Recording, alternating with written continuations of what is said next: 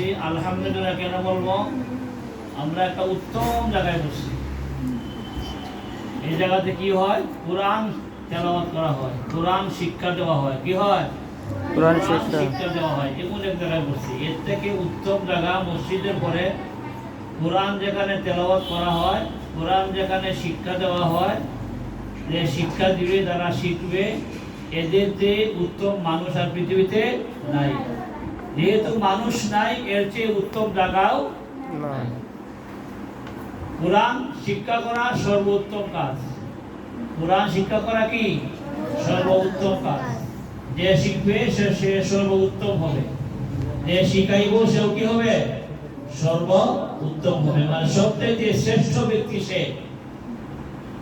একটা মানুষের ঘর নাই, বাড়ি নাই, টাকা নাই, পয়সা নাই, বিল্ডিং নাই, গাড়ি নাই, কোনো কিছুই নাই, শুধু তার শরীরটা আছে। কি আছে? শরীরটা আছে, আর কোনো কিছু নাই। রাত্রে যেখানে সে টাকা পায় সে ঘুমায়, না পাইলে সজাগ থাকে, আল্লাহ জিকির করে। কিন্তু তার ভিতরে কি আছে? কোরআন আছে। কি আছে? কোরআন আছে।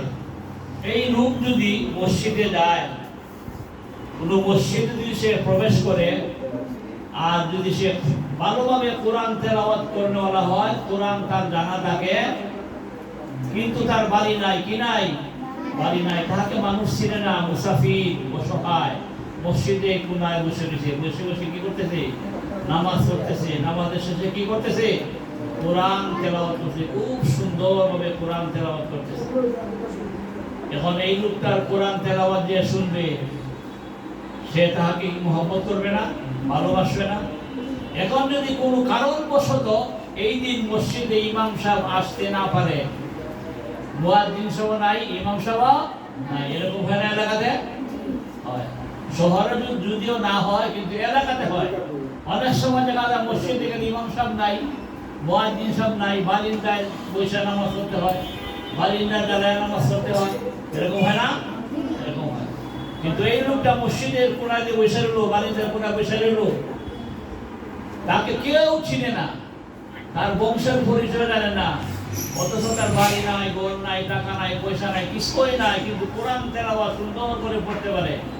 এখন তাহাকে আগে বাড়ি জিজ্ঞাসা করবে, না বলবে নামাজটা পড়ান? কি বলবে? নামাজটা পড়ান। কেন বলবে? উনি সহি শুদ্ধভাবে কি করতে পারে? কোরআন তেলাওয়াত করতে পারে। এই জন্য তাহাকে বলতেছে, ভাই আপনি নামাজটা পড়ান, হুজুর আপনি নামাজটা পড়ান। ইমাম সাহেব তো আসে নাই, অথচ তার বাড়ির পরিচয় নাই, তার ঘরের পরিচয় নাই, তার এলাকার পরিচয় নাই, কেউ তাকে চিনে না। শুধু এতটুকুই চিনে, জুব্বা আছে, টুপি আছে, দাড়ি আছে, সে শুধু সহি শুদ্ধ কি করতে পারে? কোরআন শরীফ পড়তে পারে। আরেকটা লোক আছে, তার বাড়ি আছে, ঘর আছে, এলাকার চেয়ারম্যান সাহেব, ইউনিয়নের চেয়ারম্যান সাহেব, এলাকার নেতা, এরকম লোক আছে না?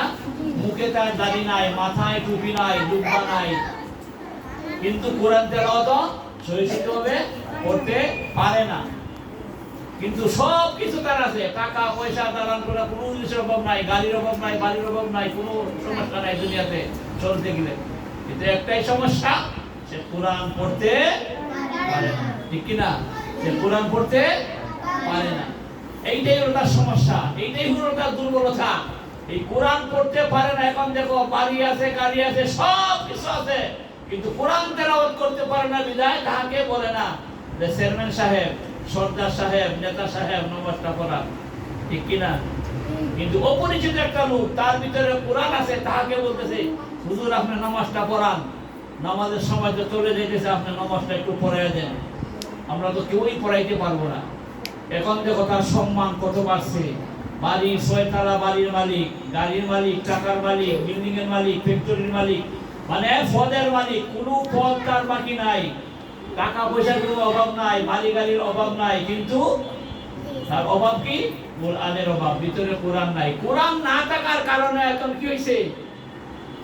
এই যে অপরিচিত লোকটা, তার কোরআন সহি শুদ্ধ, তাহাকে বলতেছে আপনি একটু নামাজটা পড়ান। নামাজের পরে হয়তো তাহাকে জিজ্ঞাসা করবে, হুজুর আপনি কোত্থেকে আসছেন? এরকম হবে না? কোত্থেকে আসছেন, কি করেন, কোথায় যাচ্ছেন, এরকম বলবে না? পরিচিতিটা পরে নিবে। কেন? নামাজের টাইম যেহেতু চলে যাইতেছে, এখন তাহাকে বলবে আপনি নামাজটা পড়ান। সম্মান বাড়ছে না কমছে? হ্যাঁ। এর দ্বারা মারছে কোরআনের দ্বারা। এলাকার নেতা পর্যন্ত তার কাছে দুর্বল হয়ে গেছে, সে নামাজ পড়াইতে পারে না। এই অপরিচিত হুজুরকে বলতেছে আপনি নামাজটা পড়ান। সম্মান পাচ্ছে না? এই সম্মান কতদিন থাকবে? একবারে কিয়ামত পর্যন্ত। কতদিন? কিয়ামত পর্যন্ত তার এই সম্মান থাকবে। দুনিয়াতে কতদিন থাকবে? মৃত্যুর আগ পর্যন্ত। কতদিন থাকবে? মৃত্যুর আগ পর্যন্ত। একটা ছেলে যদি হাফেজ হয়ে যায়, কোরআনের হাফেজ, এর হাফেজ কোরআন মুখস্থ করছে, কিন্তু বাবার নাম হলো আব্দুর রহমান, ছেলের নাম হলো আব্দুর রহিম। শুনো, বাবার নাম কি? আব্দুর রহমান, ছেলের নাম কি? আব্দুর রহিম। কিন্তু ছেলে কিন্তু হাফিজ সাহেব হয়ে গেছে। কি হয়ে গেছে? হাফিজ। কোরআনে হাফিজ হয়ে গেছে গা। বাবা কিন্তু কোরআন তেলাওয়াত করতে পারে নাই। এখন এই ছেলের সাথে অনেক মানুষের পরিচিতি আছে, অনেক বন্ধু আছে। একদিন বাড়িতে আসলে এক বন্ধু আয়েশা বলতেছে যে আব্দুর রহিম সাহেব কি বাড়িতে আছে? কাকে বলতেছে? বাবাকে বলতেছে। কি বলতেছে? বাবাকে ডাক দিয়ে বলে আব্দুর রহিম সাহেব কি বাড়িতে আছে? আপনার ছেলে হাফিজ সাহেব কি বাড়িতে আছে? বাবাকে কিন্তু সাহেব বলে নাই, ছেলেকে বলতেছে বাবার কাছে হাফিজ সাহেব কি বাড়িতে আছে। এরকম জিজ্ঞাসা করে না? আরে আমাদের কাছে জিজ্ঞাসা করে বাড়িতে গেলে, জিজ্ঞাসা করে না? হাফিজ সাহেব বাড়িতে আসেনি, কিন্তু বাবাকে সাহেব বলে নাই, ছেলেকে বলতেছে আপনার ছেলে হাফিজ সাহেব কোথায় আছে, একটু আসতে বলে। এরকম বলে না? এই সাহেব কে বানাইলো? হ্যাঁ, কোরআন তাকে সাহেব বানায় দিছে। এই সাহেব কতদিন? মৃত্যুর আগ পর্যন্ত। দুনিয়াতে যতদিন বাঁচবে সে কি থাকবে? সাহেব থাকবে, সে নেতা থাকবে, সে সমাজের নেতা। সে যেখানেই যাও, সে যদি ইমাম সাহেব অনুপস্থিত থাকে, তার ইমামতি করতেই হবে। পরিচিত না হইলেও তাকে সামনে দিয়ে কি করবে? এলাকার সমাজের নেতা কেতা যা আছে সবাই কি করবে? তার পিছনে নামাজ পড়বে। সে যদি রুকুতে যায়, সে রুকুতে মুসল্লিরা সবাই রুকুতে যাবে। সে যদি সেজদায় যায়, তখন সবাই সেজদায় যাবে। ঠিক কি না? তার কারণ কি? তার কারণ একটাই, সে কোরআন শরীর শুদ্ধ করে পড়তে পারে। কোরআনের দ্বারাই তার সম্মান বেড়ে গেছে, কোরআন শিক্ষার দ্বারাই তার মর্যাদা বেড়ে গেছে। আজকে কোরআনের শিক্ষা যদি তার ভিতরে থাকতো, তাহলে ওয়ালাইকুম আসসালাম, তাহলে সম্মান কি বাড়তো না? ঠিক কি না? বাড়তো? সম্মান বাড়তো না। কোরআনের দ্বারাই তার সম্মান বাড়ছে। আমরা সম্মান চাই না সবাই? হ্যাঁ, সম্মান চাই না? এটা শুধু দুনিয়াতে সম্মান না, আখিরাতেও সম্মান। আখিরাতে এমন সম্মান তাহাকে দেওয়া হবে। তুমি আজকে দুনিয়াতে এই মুক্তরা আসতেছো লেখাপড়া শিক্ষা করার জন্য, কোরআন শিখার জন্য মাদ্রাসায় আসতেছো প্রতিদিন, মেঘ বৃষ্টি, রোদ, যত কষ্টই হোক, বাসা থেকে তুমি মাদ্রাসায় কি করতেছো? প্রতিদিন আসতেছো। কেন? কোরআন শিক্ষা করার জন্য। কষ্ট হইতেছে না? হ্যাঁ, কষ্ট হইতেছে। তুমি কষ্ট করে প্রতিদিন আসতেছো, তোমার সম্মান কিন্তু দিন দিন বাড়তে আছে। কালকে কিয়ামতের ময়দানে তোমাকে আল্লাহ বলবে পড়তে থাকো, ইকরা ওয়ারতাকি ওয়ারাতিল কামা কুনতা তুরাতিলু ফিদ দুনিয়া ফা ইন্না মানজিলাকা ইনদা আখিরি আয়াতিন তাকরাউহা। আল্লাহ বলেন পড়ো, ইকরা। ইকরা অর্থ কি? পড়ো, পড়ো।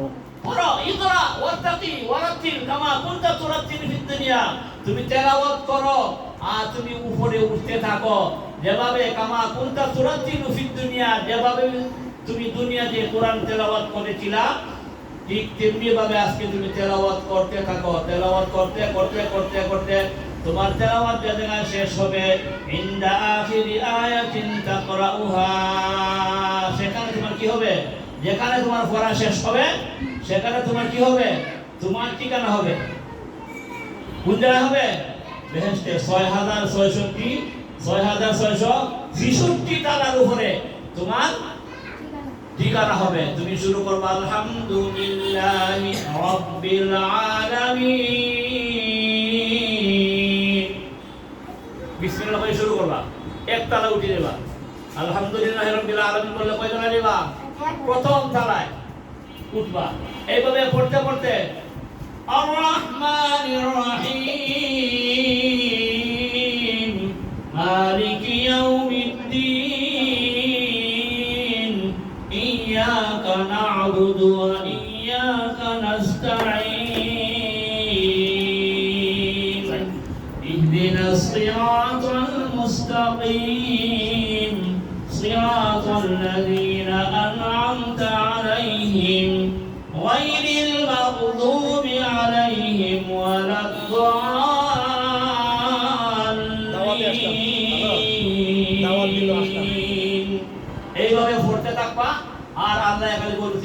উঠতে থাকো, খালি উঠতে থাকো, ওয়াত্তাকি, খালি উঠতে থাকো, উঠতে থাকো। এবার পড়তে পড়তে পড়তে পড়তে 6066 আয়াত পড়া শেষ, তোমার মন্দিরের ঠিকানা পৌঁছাও শেষ। মন্দিরে পৌঁছে দেবা, যখন তোমার ঠিকানা হবে সেখানে তুমি পৌঁছে দেবা।